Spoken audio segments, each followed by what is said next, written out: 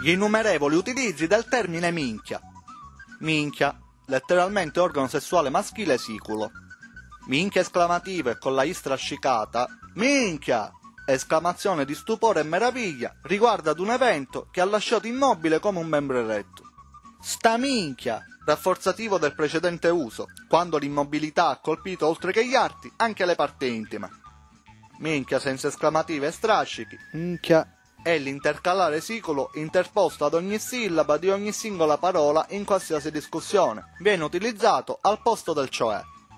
Ah minchia, azione di qualità scadente, poiché invece di usare gli strumenti idonei per portarlo a termine, si è utilizzato il proprio membro che in quell'occasione non era pertinente, facendo assumere all'esito dell'impresa la forma di tale organo. Minchione, individui i cui neuroni non risiedono nel cervello, ma nelle sue parti basse. A causa di ciò è costretto a compiere suo malgrado azioni poco intelligenti. Minchiata, discorso o azione da stupidi, cosa poco importante da fare, prodotto scadente e malfatto contestualizzato in Sicilia.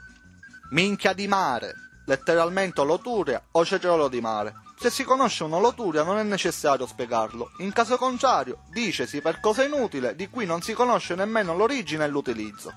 Coppola di minchia, rafforzativo di una benemerita minchia, indica il niente, il nulla totale, per cui invece di indicare il membro maschile per intero ci si riferisce solo ad una parte di esso per sminuire maggiormente il fatto.